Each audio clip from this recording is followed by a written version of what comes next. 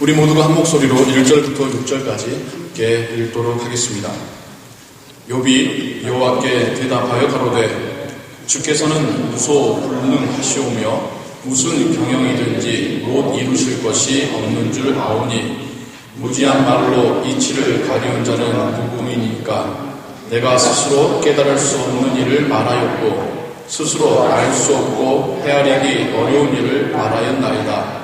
내가 말하겠사오니 주여 들으시고 내가 주께 묻겠사오니 주여 내게 알게 하옵소서.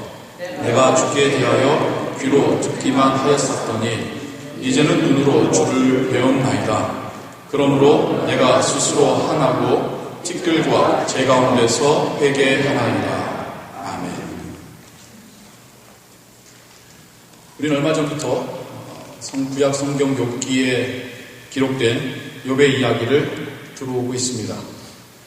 그 이야기의 시작에서 욥이라는 인물을 두고 하나님과 사단이 서로 대치하는 그런 상황을 우리가 보았죠. 하나님께서는 욥을 신뢰하셔서 사단을 자극하십니다. 그러니까 사단이 발끈해서 내가 욥에게서 재산을 뺏어낸다면, 제가 욥에게서 그 귀한 걸 뺏어낸다면 그때도 욥이 하나님을 신뢰할까요? 어디 한번 해봐라. 사단이 욥을 괴롭힙니다. 그 가진 걸 모두 가져갑니다. 인간이 느낄 수 있는 정말 비참함과 고통함을 다 겪게 하죠. 그럼에도 불구하고 하나님과 욥의 관계가 끊어지지 않습니다. 그럼에도 불구하고 욥이 하나님을 저주하거나 하나님을 원망하지 않습니다. 사단은 욥의 아내의 그 마지막 저주와 같은 말과 함께 욥의 곁을 떠나게 됩니다. 근데 여전히 욥의 고통이 사라지지 않고 있었습니다. 성경에서 상황은 종료된 것처럼 보이는데 욥의 삶과 욥의 특별히 육신과 그 마음 속에서의 고통은 여전히 진행 중이었다는 것이죠. 욥은 자신에게 일어난 이 사태의 원인을 두고 3명의 방문자들과 또한 이후에 또 대화에 참여할 엘리후와 함께 이제 논쟁을 벌이게 됩니다. 욥을 찾아와서 욥에게 이야기하는 사람들은 정말 하나같이 욥, 네가 하나님한테 회개해야 된다. 뭘 회개하냐면 너의 죄를 회개해야 된다. 그러면 하나님이 너를 용서하시고 예전의 그 영광과 부귀 영화를 회복시켜 주실 것이다. 근데 욥은 그 사람들에게 대답할 때 아무리 생각해도 세상 이치를 보아도 내가 하나님께 이렇게까지 큰 잘못한 건 없는데 도대체 하나님의 뜻은 무엇인가? 그 사람들의 말이 도저히 이해가 되지 않습니다. 하나님께는 다시 또 매번 하나님께 기도하듯이 고백하죠. 하나님, 제가 너무 고통스럽습니다. 제가 태어난 것마저도 저주스러울 정도로 고통스럽습니다. 차라리 내 생명을 거두어 주십시오. 그럼 제가 이 고통에서 벗어나지 않겠습니까? 그러면서 계속 하나님께 하나님 제발 저를 만나 주십시오. 하나님 저를 만나 주십시오. 이런 대화들이 욥기 중간에 아주 가득 채워져 있죠. 욥은 하나님께서 직접 자신에게 나타나 말씀해 주시고 설명해 주시기를 원하셨습니다. 그러면서 하나님의 은혜가 다시 자기에게 공급되기를 원했었죠. 근데 마침내 하나님께서 욥에게 나타나십니다. 그래서 욥기 38장 1절부터 시작이 됩니다. 그런데 하나님이 욥에게 나타나신 첫 장면이 참 인상적입니다. 우리의 기대와 우리의 상상과는 전혀 다른 모습으로 하나님께서 욥에게 나타나십니다. 1절부터 3절까지 어떤 말씀이 기록되냐면요. 욥기 38장입니다. 그때의 주님께서 욥에게 폭풍이 몰아치는 가운데서 대답하시기를 네가 누구이기에 무지하고 헛된 말로 내 지혜를 의심하느냐. 이제 허리를 동이고 대장부처럼 일어서서 묻는 말에 대답해 보아라. 하나님께서 욥에게 나타나시는데 나타나셔서 처음 하시는 말씀이 네가 뭔데 내 지혜와 능력에 의심을 던지느냐. 그래 한번 배짱 가지고 일어나서 내 질문에 한번 답해 보아라. 하시고는 하나님께서 이 세상을 창조하셨던 원리, 도저히 그 당시나 오늘날이나 우리가 이해할 수 없는 하나님의 오묘한 능력과 섭리들을 몇 가지를 말씀해 주셔요. 네가 이거 이해할 수 있느냐? 내가 이걸 창조해서 지금도 운행해가고 있고 주장하고 있는 거 네가 이해할 수 있느냐?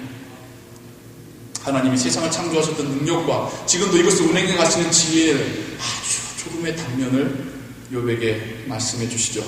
오늘날도 우리가 정말 신비로운 그 이야기들, 욥 당시의 시대에는 사람들 결코 이해할 수도 없고 들은 적도 없고 본 적도 없던 그 이야기들을 하나님께서 욥에게 해주십니다.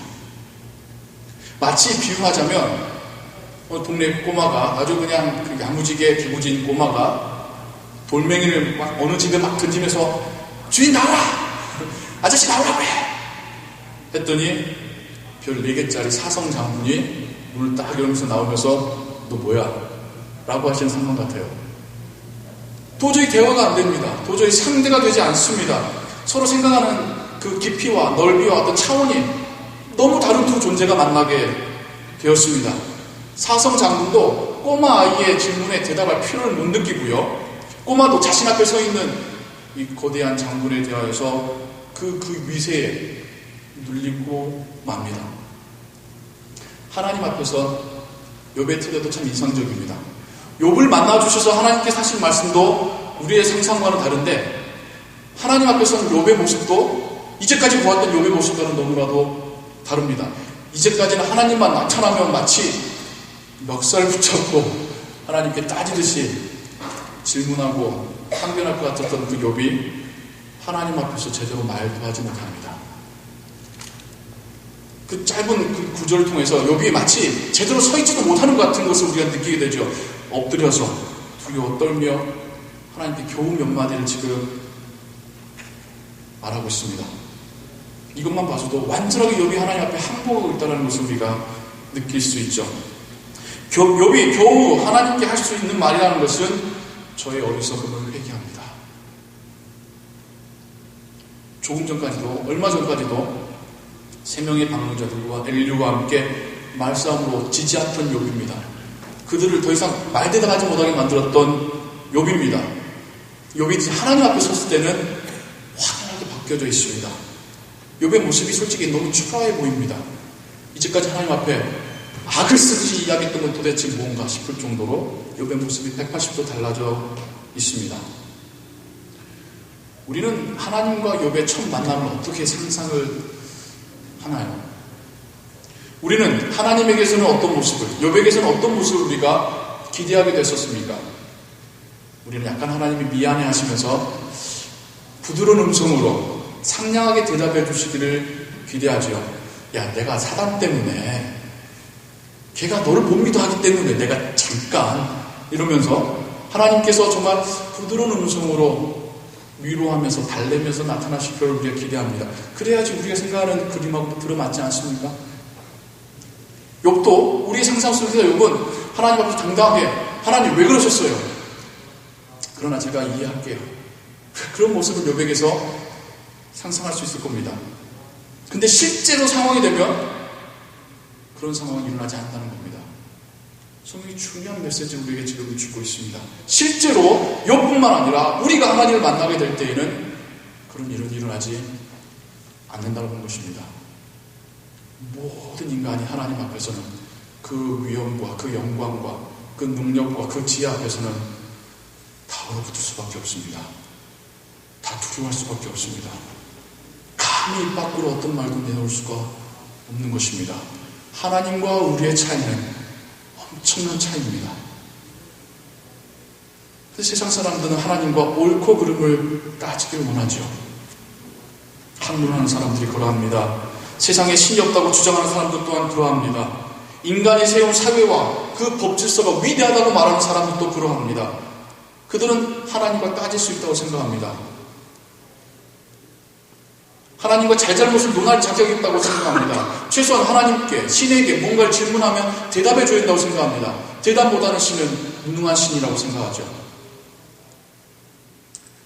마지막 심판날에 하나님께서 우리 모두에게, 그들에게도 하나님의 위엄과 권세를 보이실 것입니다. 하나님 앞에 선 그 누구도 하나님 앞에 당당하게 따지거나 질문하거나 말대답하지 못하게 되실 것입니다. 하나님께서 마지막 날에 그들에게 물을 것입니다. 네가 나의 능력과 지혜를 의심하였느냐? 네가 나의 재판에 이의를 제기하느냐?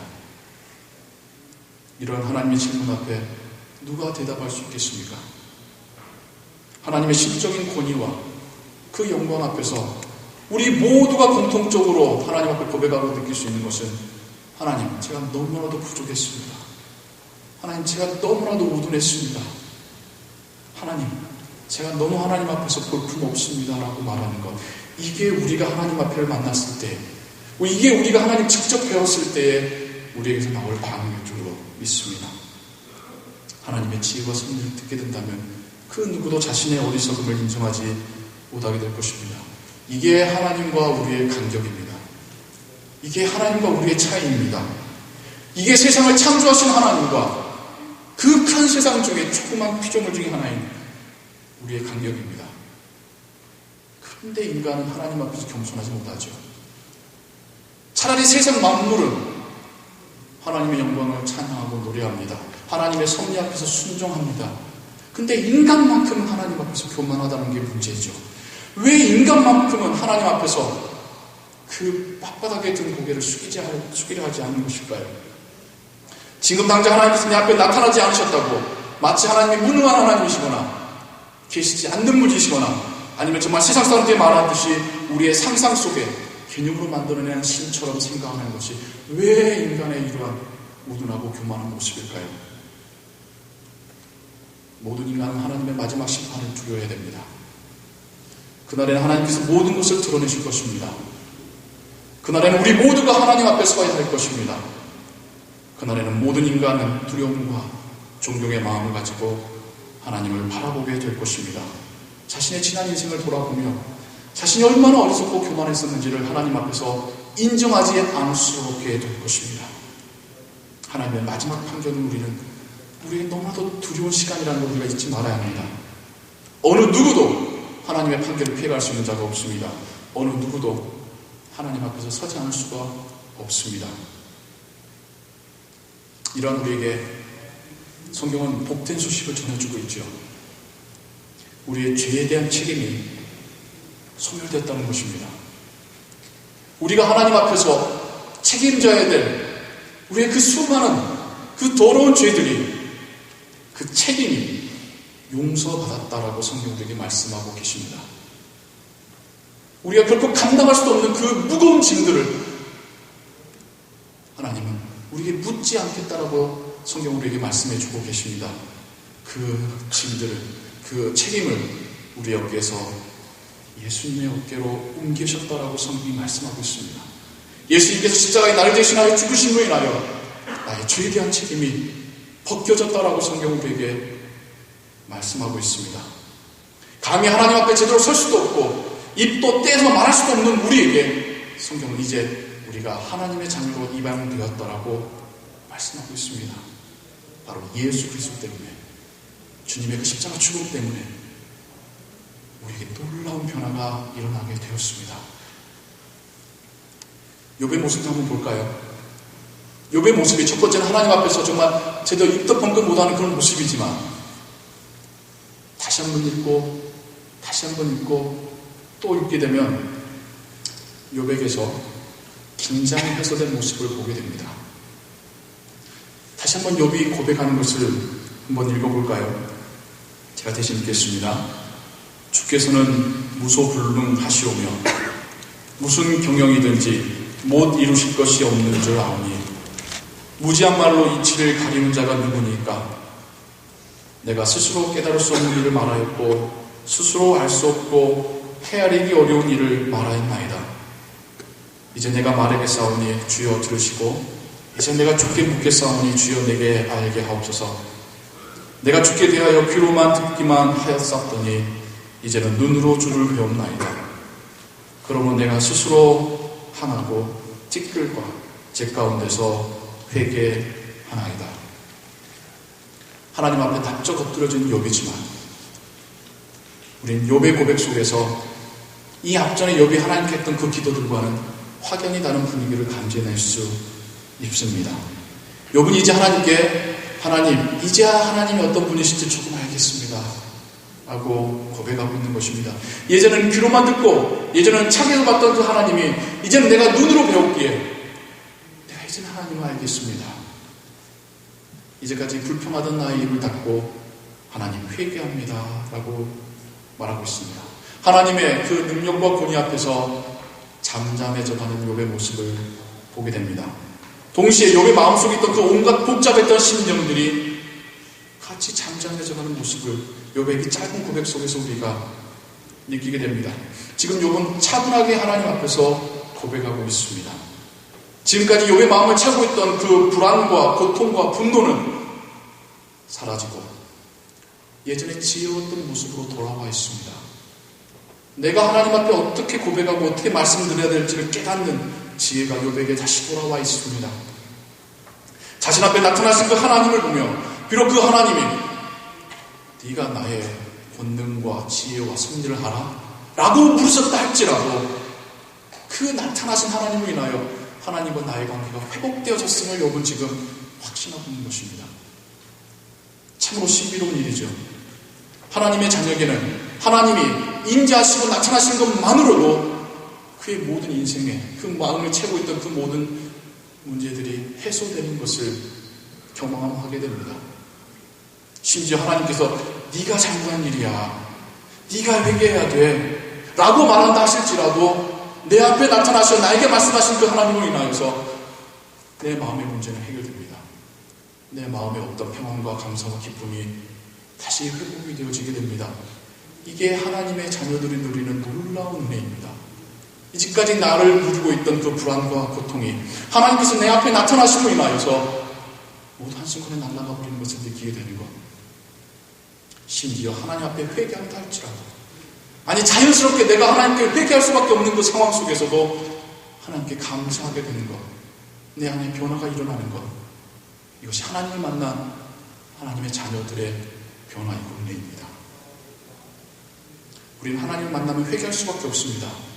하나님의 그 지혜와 권능 앞에서 그 영광 앞에서 회개하지 않을 사람이 아무도 없습니다. 근데 회개가 정말 내가 잘못한 건 아닌데 이 사태를 어서 빠져나가기 위해서 어쩔 수 없이 잘못했다고 말하는 그런 회개가 아니라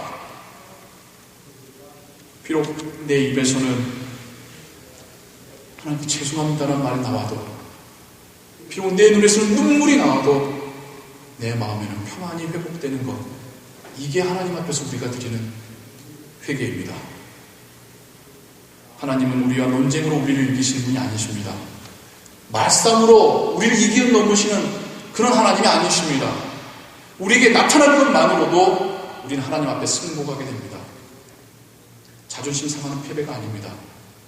여러분, 하나님 앞에 내가 잘못했습니다 말하는 거, 자존심 상해하는 건 하나님의 자녀가 아니죠. 기쁨의 승복입니다. 아, 맞습니다. 진짜 하나님이 하나님이시죠. 하나님, 제가 잘못했던 겁니다 라고 고백하지만 기쁨으로 승복할 수 있는 것, 이게 우리의 회개입니다. 마치 자신이 짝사랑하는 여인이 자신을 만나주지 않자 배를 타고 있다가 만나서 이게 고운 말이든 나쁜 말이든 막 무슨 말인가를 해주면 그냥 좋아서 어떨 줄 몰라 하는, 그게 아마 우리의 심정이지 않을까요? 나를 만나준 것만으로도 고마운 그 심정, 우리가 하나님을 만났을 때 느끼는 우리의 마음이지 않겠습니까? 다시 대화가 연결되었다는 것, 다시 관계가 회복되었다는 것만으로도 기뻐하는 것, 이게 우리가 하나님을 만났을 때 우리의 심정이라는 것이죠. 지금 욥의 심정이 그러합니다. 그렇게 애타게 찾던 하나님이었습니다. 하나님께 무슨 대답을 듣거나 해결을 바라서기보다도 하나님을 만나고 싶었습니다. 그리고 그렇게 하나님을 만나게 됐죠. 지금 욥은 자기가 회개합니다라고 말하지만 저는 읽을 때에 욥의 심정이 하나님, 이제 저에겐 남은 여한이 없습니다 라고 말하고 있는 것 같아요. 우리가 회개할 수 있는 것도 하나님의 은혜입니다. 하나님의 은혜가 우리에게 임하였기 때문에 우리가 회개할 수 있는 것입니다.